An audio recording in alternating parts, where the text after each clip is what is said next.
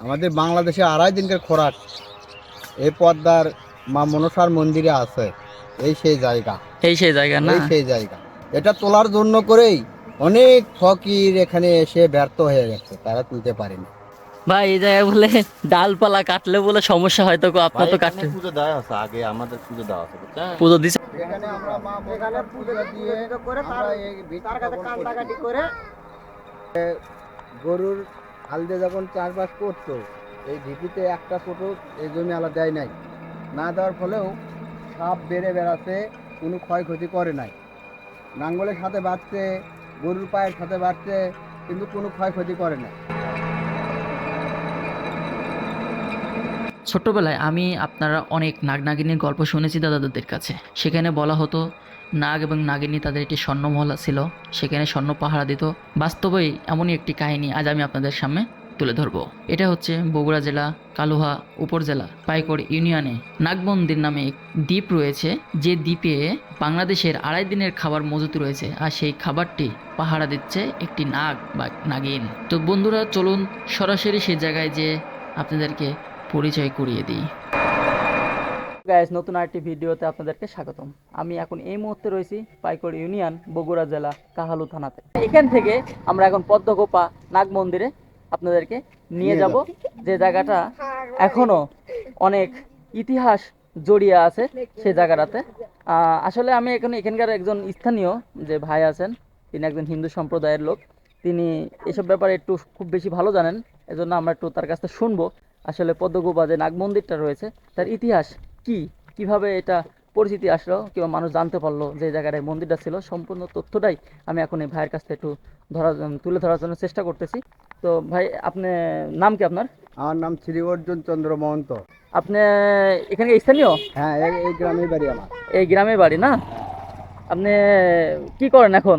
আমার পেশা আমি কামার। আচ্ছা, তো যাই হোক, আমি যেটা বলছিলাম যে এই যে আমরা এখন যে মন্দির যাচ্ছি, আপনার পদ্মগোপা যে নাগ মন্দির যাচ্ছি, এই মন্দিরটা আসলে এর ঘটনাটা কি একটু বলেন তো, রহস্যটা কি? রহস্য বলতে এখানে তো অনেক পুরাতন স্মৃতি, আমরা তো ওভাবে বলতে পারবো না। তো আমরা যেটুকু আমাদের ঠাকুর দাদা থেকে যে গল্প শুনছি সে অনুযায়ী আমরা শুনি যে এটা সেই পদ্মার মন্দির, নাগ মন্দির, পদ্মা ঘোপা বলে পরিচিত।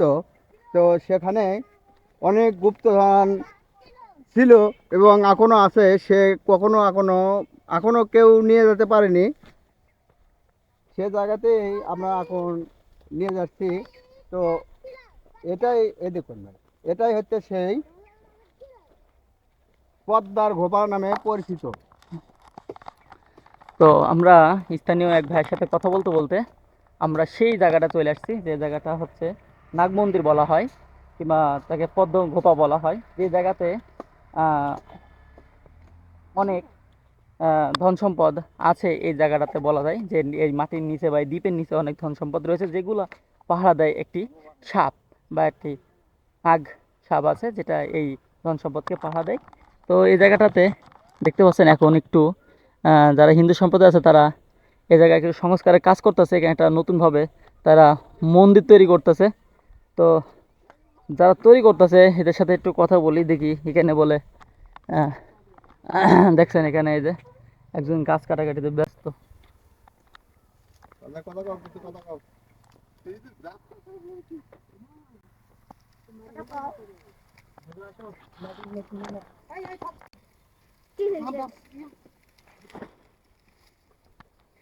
দাদা, আপনার নাম কি? ভাই, আপনি কবে থেকে শুরু করেছেন এই কাজ? 3 দিন কাজ হচ্ছে। 3 দিন? 3 দিনে কোনো অসুবিধা দেখেছেন এখানে? না না, আমাদেরকে কোনো অসুবিধা নাই, আমাদের কোনো অসুবিধা দেখার নাই, ওগুলো কোনো কিছু নাই। নাই না? না, আমরা আচ্ছা। তার কাছে খুব মানাসিনা করে কাজ করতেছি, হ্যাঁ, সেই বিষয়ে আমাদের কাছে কোনো মানে আপনারা মানত করে এসে কাজে লাগিয়েছেন নাকি? হ্যাঁ, হ্যাঁ। আচ্ছা। আমরা যেদিন ভিত্তি স্থাপন দিই এখানে, সেখানে আমরা মা মনসার পূজা দিয়ে করে আমরা এই তার কাছে কান্দাকাটি করে তারপরে আপনারা কাজ শুরু করেছেন? হ্যাঁ, তার আচ্ছা। কাছে তাতে আপনারা এখন কোন ধরনের কোনো সমস্যা দেখা যায় না এখানে না? না, এখানে পুজো আরে, করে ওই মন্দিরে স্থাপিত করা হয়। এখানে তাই তো যাই বলা হামাগুড়ি হচ্ছে না। করবি, তারই ক্ষতি আছে এখানে। এটা হচ্ছে যে পদ্মার গোপা, হ্যাঁ হ্যাঁ এই উপলক্ষে অনেক দূর দূরান্ত থেকে গুণীরা আসে, হ্যাঁ, যাকে বলে বাংলা ভাষায় বলে আমরা ফকির। ফকির, হ্যাঁ হ্যাঁ। আসে সাধন দিয়ে সে অজ্ঞান হয়ে পড়ে যায়। হ্যাঁ। রাত বিরাতে আসে, দিন সকালে তো আসে না, না। আসলে মানুষের চোখে পড়ে। হ্যাঁ। রাত বিরাতে আসে, সাধন দেয়, সে কিছু নিয়ে যেতে পারে না, অজ্ঞান হয়ে পড়ে যায়। আমাদের পাশের গ্রামের একজন ওইরকম গুণী, তাই এসে সাধন দেওয়ার পর সারা রাত অজ্ঞান ছিল, আমরা শুনছি, আমরা দেখি নাই। তার সহযোগীরা ভোরের টাইমে তাকে নিয়ে গেছে, নিয়ে যাওয়ার পর 2 থেকে 3 মাস পরে তাই মারা গেছে। মারা গেছে।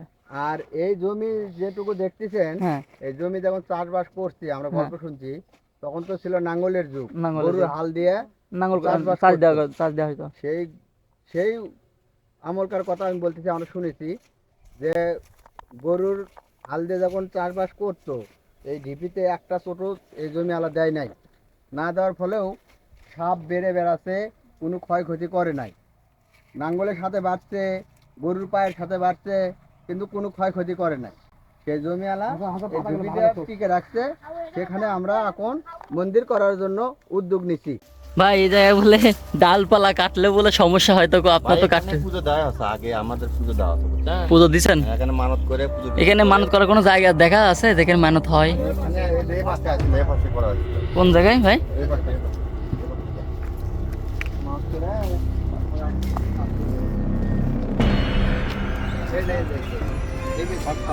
আচ্ছা আচ্ছা আচ্ছা আচ্ছা আচ্ছা। এই যে এই জায়গায় মানত করা হয়েছে না? ঘট স্থাপন করে আমরা পুজো দিয়ে মানত করে যে বাবা তোমার মন্দির করতেছি, মা মনসা আমরা তোমার মন্দির করতেছি, আমাদের ছেলে পেলে কাজ করবে, তাদের যেন কোনো ক্ষতি না হয়। আচ্ছা। তো বন্ধু দেখতে পাচ্ছেন যে এখানে যারা কাজ করতেছে, আসলে কাল্পনিকটা হলেও এটা কিন্তু ওই মুরব্বীদের কথাতে সত্য, যে এখানে আসলে যদি না হতো তাহলে দেখছেন এখানে দেখছেন এখানে এখনো যে এখানে অনুমতি নেওয়া লাগিছে, হ্যাঁ অনুমতি নেওয়া। যে অনুমতি নিয়ে এখানে কিন্তু কাজ শুরু করা হয়েছে, কারণ এটা জানে যে অনুমতিবিহীন কাজ করলে এখানে যে কোনো একটা ক্ষতি হতে পারে বড় ধরনের। আর এখানে কি আছে, গুপ্তধন না কি আছে? এখানে গুপ্তধন আছে, এই ঘুরেন, এখানে গুপ্তধন আছে। এই ওয়াল বাংলাদেশের, আমাদের বাংলাদেশে 2.5 দিনকার খোরাক এই পদ্মার মা মনসার মন্দিরে আছে। এই সেই জায়গা, এই সেই জায়গা না? এই সেই জায়গা, 2.5 দিনকার খোরাক আছে। পুরো বাংলাদেশ আমাদের 2.5 দিন খাবে, সেই খোরাক আছে এখানে। এটা তোলার জন্য করেই অনেক ফকির এখানে এসে ব্যর্থ হয়ে গেছে, তারা তুলতে পারেনি।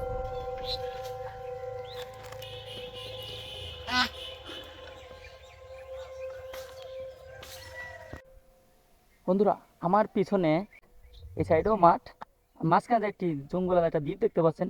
এই সেই দ্বীপ যেখানে নাগ পাহারা দিচ্ছে, প্রায় হাজারো সম্পদ, ধন সম্পদ পাহারা দিচ্ছে এই একটি সাপ, যে সাপটি মাঝে মাঝে এই এলাকার মানুষ দেখতে পায়, আবার হাওয়া বা উধাও হয়ে যায়, কিন্তু সেই জায়গা এই জায়গাতেই তিনি তিনি বসত করে। ছোটকালে আমরা দেখতাম সেই নাগ নাগিনীর ছবি, নাগেদের একটা আসল বাড়ি থাকে যেটা মাটির নিচে থাকে, এটা সেই দ্বীপ। আমার মনে হচ্ছে যে এই দ্বীপের মাঝেই সে রয়েছে, সেই কাল নাগিন, যে নাগিন যে ধন সম্পদগুলো পাহারা দিচ্ছে, যে সাপেদের যে একটা মূল ধন সম্পদ সেটা পাহারা দিচ্ছে এই জঙ্গলের ভিতরে। এখন নতুন করে হিন্দু সম্প্রদায়রা তারা এখানে একটি মন্দির স্থাপন করার মানে মনস্থির করছে, এবং তার কার্যক্রমও কিন্তু শুরু করে দিচ্ছে। আপনাদেরকে কিন্তু প্রথমে দেখাইতেছিলাম এবং তাদের মুখে কিন্তু শোনাইছি এই জায়গার ঘটনাটি। সবাই ভালো থাকবেন, সুস্থ থাকবেন, দেখা হবে নতুন অন্য কোনো ভিডিওতে। নাগ মন্দির থেকে বিদায় জানাচ্ছি, আল্লাহ হাফেজ।